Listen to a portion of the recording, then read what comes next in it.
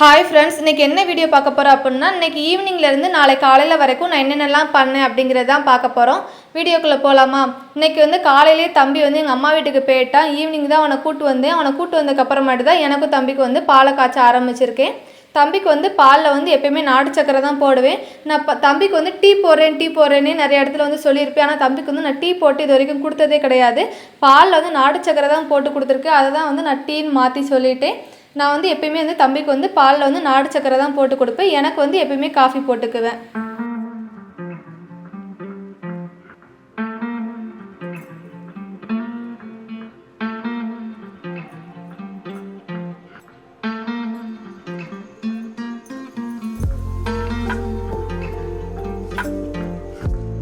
நானும் தம்பியும் காஃபியெல்லாம் குடிச்சு முடிச்சக்கப்புறமாட்டி நானும் தம்பியும் கொஞ்சம் விளாண்டுட்டு இருந்தோம். விளாண்டு முடிச்சக்கப்புறமாட்டி இன்றைக்கி ஃபேஸ்க்கு கொஞ்சம் தக்காளியும் கொஞ்சம் ஹனி ரெண்டையும் நல்லா மிக்ஸ் பண்ணிவிட்டு முகத்துக்கு கழுத்துக்கு மிச்சம் இருந்தது அதெல்லாம் கைக்கு ஃபுல்லாக நல்லா அப்ளை பண்ணிவிட்டு ஒரு 10 நிமிஷம் கழித்து நான் வாஷ் பண்ணிவிட்டேன்.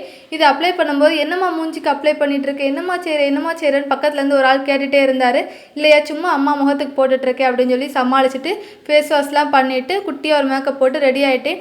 நீ மட்டும் எங்கேயே கிளம்பிட்ட, நானும் ரெடியாக போகிறேன் அப்படின்ட்டு ஆதவக்குட்டி அவனா முகம் கழுவி பவுடர் போட்டு தலை சீவி ரெடி ஆகிட்டான்.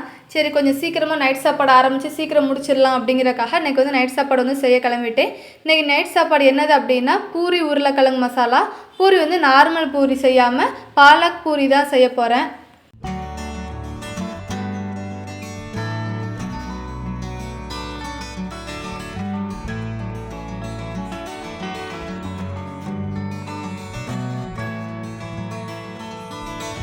உருளைக்கிழங்கு மசாலாவுக்கு ஃபஸ்ட்டு உருளைக்கிழங்கை கட் பண்ணி குக்கரில் போட்டுட்டு கொஞ்சம் தண்ணி ஊற்றி விசில் போட்டு வச்சுட்டேன். பாலக்கீரையை கட் பண்ணி க்ளீன் பண்ணிவிட்டு அது ஒரு பாத்திரத்தில் போட்டு கொஞ்சம் தண்ணி ஊற்றி நல்லா கொதிக்க வச்சுட்டேன். இன்றைக்கி எதுக்கு பாலக் பூரி ரெடி பண்ணுறேன் அப்படின்னா, 2-3 நாளைக்கு முன்னாடி வீட்டில் கீரை வச்சுருந்தேன். தம்பி கொஞ்சம் கூட தொடவே இல்லை. அவனுக்கு தெரியாமல் சவுத்துக்குள்ளே வச்சு ஊட்டினாலுமே அது துப்பிட்டே இருந்தால் சாப்பிடவே இல்லை. சரி, இதை மாதிரி செஞ்சு பார்ப்போம் அப்படின்ட்டு பாலக் சப்பாத்தி செஞ்சுருக்கேன். இன்றைக்கி தான் ஃபஸ்ட் டைம் பாலக் பூரி செய்கிறேன். பூரி சப்பாத்தியில் நம்ம என்ன வெரைட்டி எப்படி செஞ்சு கொடுத்தாலும் சாப்பிட்ருவான் தம்பி. இது சாப்பாட்லையோ இல்லை வேறு எதுலேயோ கொடுத்தோம் அப்படின்னா சாப்பிட மாட்டான். தோசை, பூரி, இட்லி இதெல்லாம் அவனுக்கு ரொம்ப பிடிக்கும். அதனால் இதுலேயே அவனுக்கு எதெல்லாம் சாப்பிட மாட்டானோ அதெல்லாம் இதுலேயே சேர்த்து அவனுக்கு கொடுத்துருவேன். அதுக்குள்ளே உருளைக்கிழங்கு வெந்துருச்சு. உருளைக்கிழங்கு எடுத்து தனியாக வச்சுட்டு திருப்பி அதே குக்கரில் எண்ணெய் ஊற்றிட்டு கடுகெல்லாம் போட்டு தாளிச்சக்கப்புறமாட்டி வெங்காயம் நீல வாக்கில் அரைஞ்சி அதையும் சேர்த்து நல்லா மிக்ஸ் பண்ணிவிட்டு வெங்காயம் வேகிற அளவுக்கு நல்லா தண்ணி ஊற்றி வெங்காயத்தை நல்லா வேக வச்சுட்டேன்.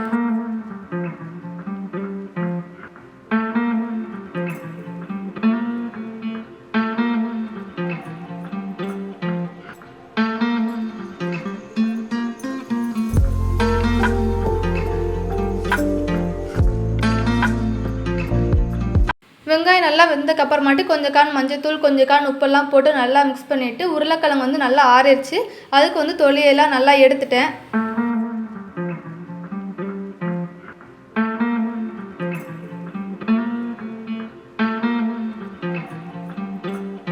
உருளைக்கிழங்கு நல்லா மசிச்சு சேர்த்துட்டேன். கடைசியாக கொஞ்சம் கடலை மாவு தண்ணியில் கரைச்சி அதையும் சேர்த்து நல்லா மிக்ஸ் பண்ணிவிட்டு கொஞ்சம் கட்டியாகவும் கடலை மாவு ஊற்றிருக்கனால கொஞ்சம் கட்டியாகவும் நல்லா மிக்ஸ் பண்ணிவிட்டு ஒரு 5 நிமிஷம் கழிச்சு ஸ்டவ்வை ஆஃப் பண்ணிட்டேன். கீரையை ஃபேனில் ஆற வச்சுருந்தேன். நல்லா ஆற எழுதிச்சு. அதனால் அதை மிக்ஸி சாரில் சேர்த்துட்டு கொஞ்சம் தண்ணி ஊற்றி நல்லா மையாக அரைச்சிட்டேன். சப்பாத்திக்கு செய்யும்போது இஞ்சி பூண்டெல்லாம் சேர்த்துருந்தேன். இதுக்கு நான் எதுவுமே சேர்க்கலை, வெறுமையாக தான் அரைச்சிருக்கேன். ஒரு பாத்திரத்தில் தேவையான அளவுக்கு கோதுமை மாவு போட்டுட்டு கொஞ்சம் உப்பு போட்டு நல்லா மிக்ஸ் பண்ணிவிட்டு நான் இந்த பாலக்கீரையோட இது இருக்குல்ல அதை வச்சே தான் ஃபுல்லாகவே நான் பிசைஞ்சேன். தண்ணி எதுவும் எனக்கு தேவைப்படலை. அந்த கீரையோட சாரை வச்சே ஃபுல்லாத்தையுமே நான் பிசைஞ்சிட்டேன். சப்பாத்திக்கு கொஞ்சம் சாஃப்டாக பிசையணும். பூரிக்கு கொஞ்சம் ஹார்டாக பிசைஞ்சால் போதும். நல்லா பிசைஞ்சக்கப்புறமாட்டி இதை ஊற வைக்கணும்னு அவசியம் இல்லை, அப்படியே நம்ம தேய்ச்சி போடலாம். நான் பிசைஞ்சு முடிச்சக்கப்புறமாட்டி ஒரு கடாயில் எண்ணெயை ஊற்றி நல்லா காய வச்சுட்டு பூரியை ஒன்று ஒன்றா தேய்ச்சி, பூரி நம்ம தேய்க்கும் போது ரொம்ப நைஸாக தேய்ச்சிடக்கூடாது, ரொம்ப மொந்தமாகவும் தேய்ச்சிடக்கூடாது. எல்லா பூரியும் தேய்ச்சிட்டு ஒன்றா பொரிச்சு எடுக்க ஆரம்பிச்சிட்டேன்.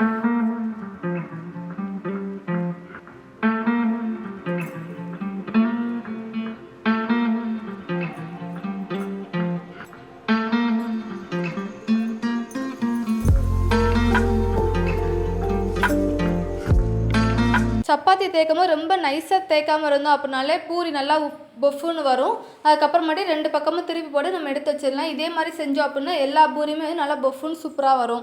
பூரி மசாலா எல்லாமே ரெடி பண்ணிவிட்டு நான் பூரி போட்டுட்டு இருக்கும் போது ஒரு ஆள் பசிக்கினாப்பில். அதனால் தம்பிக்கு வந்து ஒரு தட்டில் வந்து பூரியும் உருளைக்கிழங்கும் வச்சு கொடுத்துட்டு அவனா சாப்பிட்டுட்டான். அதுக்கப்புறம் நானும் சாப்பிட்டு முடிச்சிட்டேன். பாத்திரம்லாம் நிறையா இருந்தது, எல்லா பாத்திரமும் தேய்ச்சி கழுவி எடுத்து வச்சிட்டேன்.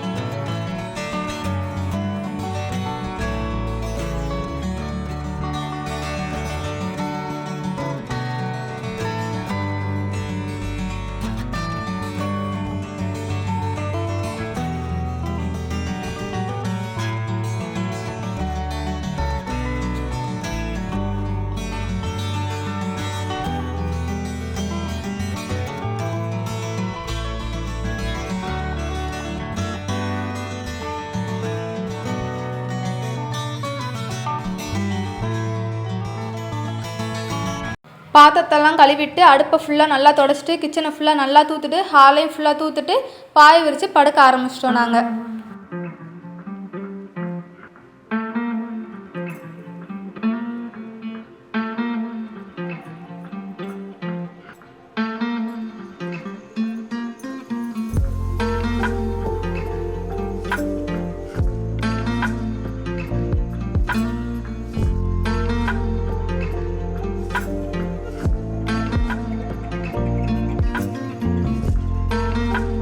இன்றைக்கி சண்டே. இன்றைக்கும் என் ஹஸ்பண்டுக்கு வந்து அவங்க ஆஃபீஸ் போயிட்டாங்க. நான் வந்து கொஞ்சம் லேட்டாக தான் எழுந்த உடனே வந்து மொட்டை மாடில் வந்து துணியெல்லாம் முக்கி வைக்கிறதுக்காக வந்துட்டேன். எல்லா துணியும் முக்கி வச்சுட்டு நம்ம கீழே போய் காஃபிலாம் குடிச்சிட்டு வரக்குள்ளேயும் அது நல்லா ஊறி இருக்கும் அப்படிங்கிறக்காக எல்லா துணியும் மொட்டை மாடில் வந்து ஊற வச்சுட்டு கீழே வந்ததுக்கப்புறமேட்டு தான் தம்பியெல்லாம் எழுப்பி அவனுக்கு வந்து எப்பயும் போல் நாட்டு சக்கரை போட்டு பாலை போட்டு கொடுத்துட்டு நான் காஃபி போட்டு குடிச்சிட்டோம். அதுக்கப்புறம் தான் மொட்டை மாடில் போய் சோப்பு போடுறதுக்கே வந்தோம். நானும் தம்பியும் வந்துட்டோம். அவன் தனியாக்கி வீட்டில் இருக்கவே மாட்டான். அதனால் அவனும் என் கூட வந்துட்டான். நான் வந்து ஒவ்வொரு ட்ரெஸ்ஸாக சோப் போட்டுட்டு இருந்தேன். தம்பி வந்து அவன் ட்ரெஸ்ஸை அவன் தான் சோப் போடுவேன்னு என்னை சொல்லியிருப்பான் போல். நான் வந்து மறந்துட்டேன். தெரியாமல் அவனோட சட்டையை நானே சோப் போட்டுட்டு அதுக்கு ரொம்ப நேரம் கோவமாக என்னை அடிச்சுக்கிட்டு சண்டை போட்டுட்டு கோவமாக அழுதுட்டு இருந்தேன். திருப்பி அவனை சமாதானப்படுத்திட்டு வேறு ஒரு ட்ரெஸ் அவனுக்கு எடுத்து கொடுத்து அவனை சோப் போடியான்னு சொன்னக்கப்புறமேட்டு தான் கொஞ்சம் அமைதியானா. பெரிய கோவமாக இருந்தால் கூட சமாதானப்படுத்திடுவான் போல். ஆனால் அந்த குட்டீஸ் வந்து கோவமாக இருந்தாங்க அப்படின்னா அவங்கள சமாதானப்படுத்தவே முடியாது, ரொம்ப கஷ்டம். அவன் ரொம்ப நேரம் கோவமாக இருந்து அவனை கெஞ்சி அதுக்கப்புறமேட்டு தான் எப்பயுமே வந்து அதை வந்து சமாதானமே ஆவான்.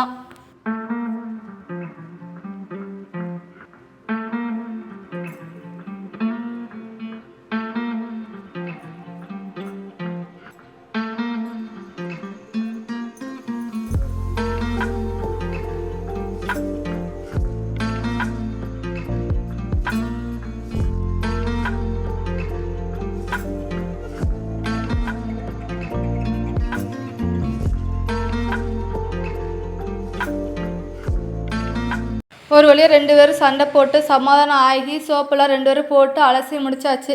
காய போடுறக்கு அவனுக்கு எட்டாது, அதனால் நீயே காய போடுமா அப்படின்ட்டு. அதனால் எல்லா ட்ரெஸ்ஸையும் காய போட்டு கிளிப்பெல்லாம் குத்திட்டு அப்புறம் எல்லா வேலையும் மேலே முடிஞ்சு சரி கீழே போமான்னு கேட்டேன். சரி அப்படின்னா கொஞ்ச நேரம் அவன் மேலே விளாண்டுட்டு இருந்தான். நான் வந்து கீழே போயிட்டு வீடெல்லாம் தூத்து க்ளீன் பண்ணிவிட்டேன். அப்புறமேட்டு தம்பியும் கீழே வந்துட்டான். மாவு இருந்தது, எனக்கும் தம்பிக்கு மட்டும் இன்றைக்கி தோசை தான் சுட்டுக்கிட்டேன்.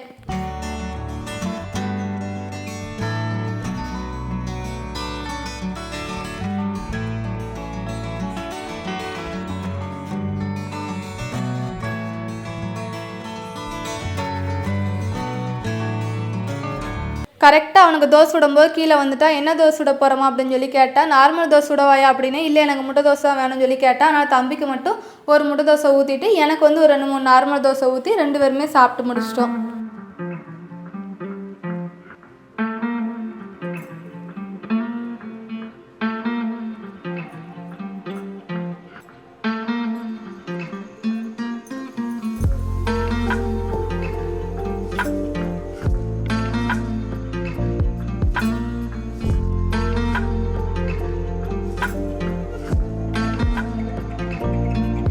அவ்வளோதான். நேற்று ஈவினிங்லேருந்து இன்றைக்கி காலைல வரைக்கும் நான் என்னென்னலாம் பண்ணேன் அப்படிங்கிறத இந்த வீடியோவில் வந்து பார்த்துருப்பீங்க. உங்களுக்கு இந்த வீடியோ பிடிச்சிருந்துச்சின்னா லைக் பண்ணுங்கள், சப்ஸ்கிரைப் பண்ணுங்கள். தேங்க்யூ.